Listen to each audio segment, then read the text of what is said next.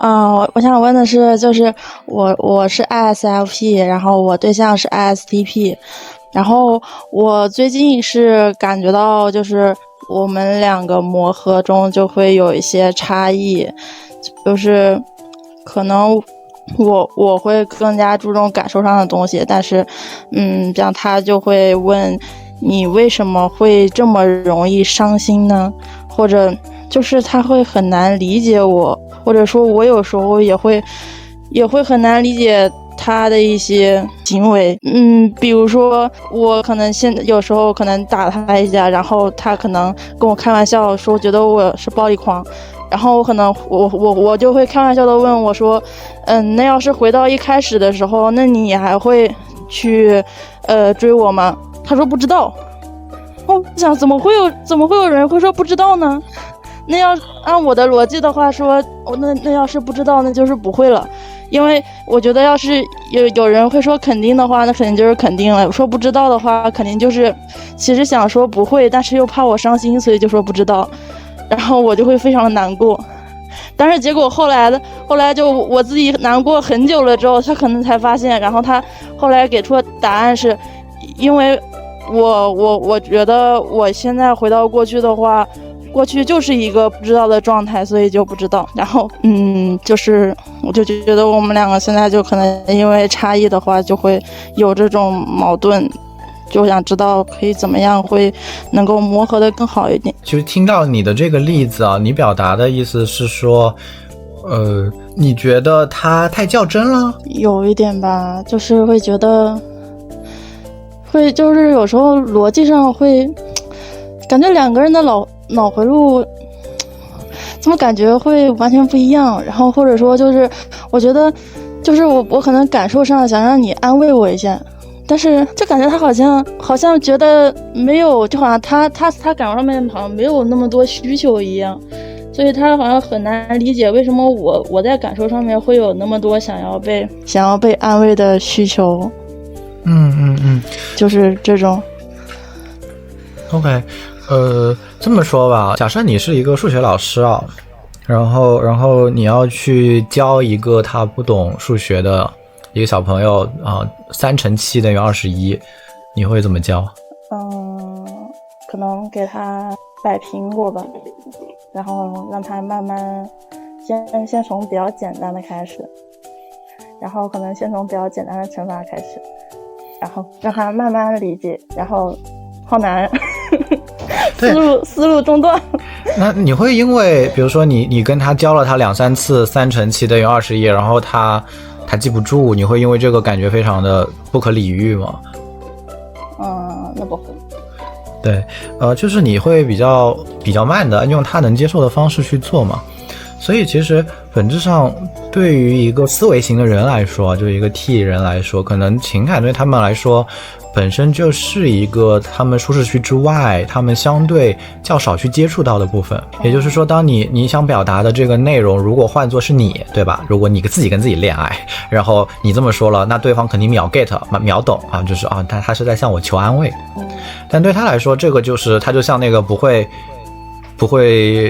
加减乘除的这个小朋友一样，那他可能不能够马上理解。你问他，你可能引导他说啊，这里有几个苹果，然后他说啊，苹果很好吃，然后他可能拿着苹果跟你玩，或者他说啊，这个苹果是红色的。就是其实你心里是有一些答案，有一些预设，你知道说 OK， 我问这个，我这么问，我想表达的是什么，我传达出来的意思是什么，但是他不能够很好的把这两个关联起来。所以那你怎么教小朋友呢？教小朋友你肯定就是说 OK， 那我们现在来做的是数这个数字，而不是你就摊开几个苹果给他看说啊，你这些是苹果，你先来看一看。所以同样的换到你现在所面对的这个情况，可能在你这个做法上，你可以做的是什么？你可以告诉他说啊，那你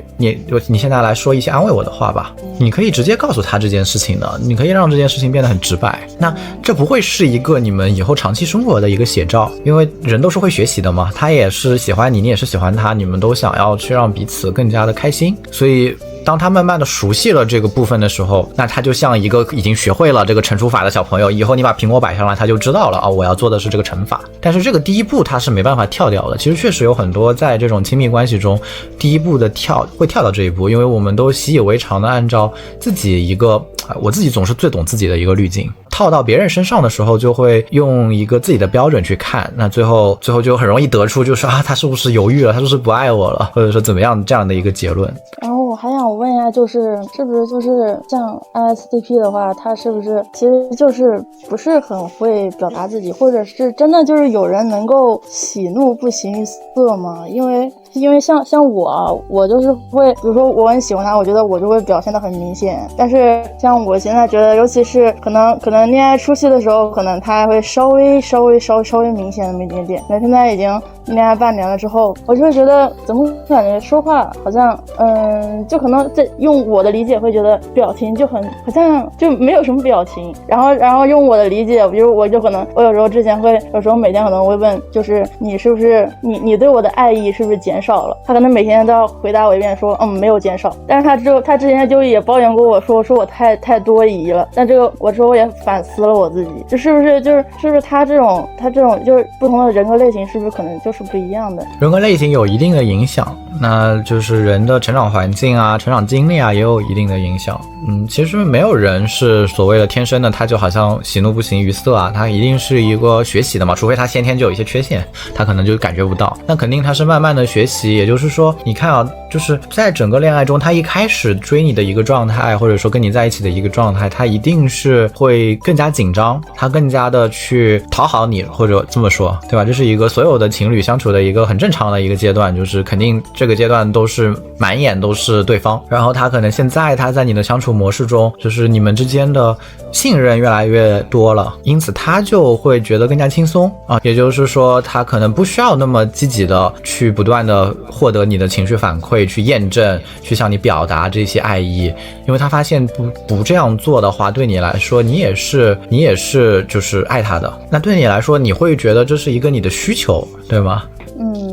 我也还好吧，但是就是可能这个就没有那么习惯吧，可能因为可能是一个跟自己不那么相像的人。其实你如果这是你的需求，你也可以告诉他，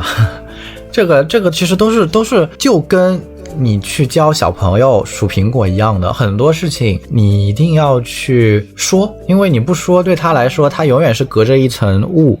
你说出来了，无论是他拒绝也好，接受也好，他商量也好，或者他有什么态度也好，至少这东西对他来说不是蒙在鼓里的。跟他说了之后，他也会表现的稍微好，就像我之前跟他说，我说你说话太冷淡了，然后他之后每次说话就会多加几个感叹号，就那种的，可能也有改变吧。可能我这边是不是也要改变一点，就是要稍微控制一下自己这种就是多疑的这种性格或者之类的。其实你多疑没有任何的关系，重点是你怎么去表达出你的多疑，因为你要控制自己不去多疑，这个其实是一个很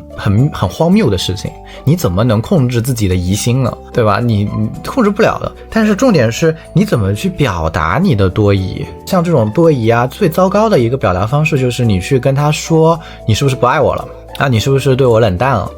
一个更好的表达方式是什么呢？不是去预设对方好像有什么样的一个结论，你可以通过很多方式去表达。比如啊，你可以问他说，今天你觉得你说一个让我就是今天你说一个你喜欢我的地方。对，这个问题我问过，就是我不管什么时候问，答案都只有一个，就是我问他你觉得我怎么样，他说你很好。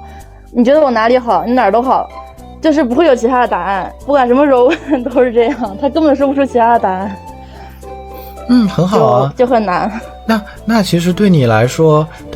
你要问，你要去把这个东西缩小啊，你不能够去问的这么宽泛。既然他已经在这方面不擅长了，他不擅长去自己做这个完形填空，对吧？就是说把它填完，那你就更需要问的具体一点。有可能比如说我就是你觉得我今天相比于其他时候，或者说就是单纯的是现在的我，你现在来说一说你觉得很欣赏我的地方。所有的提问它都是有一个时间范畴的。很多时候当我们在这个关系中我们去交流的时候，我们可能是我们在的这个与时间的范围不对，就是可能有的人他不善于去跟你聊以前怎么样，他也不善于去跟你聊什么以后要怎么样，但他可能更善于去告诉你 OK 他现在看到了什么。其实这都能回答你的问题，他并不是说他好像以前就不喜欢你以后就不喜欢你，而是说对他来说这个现在只是这个语境对他来说现在这个语境是最舒适的。好的。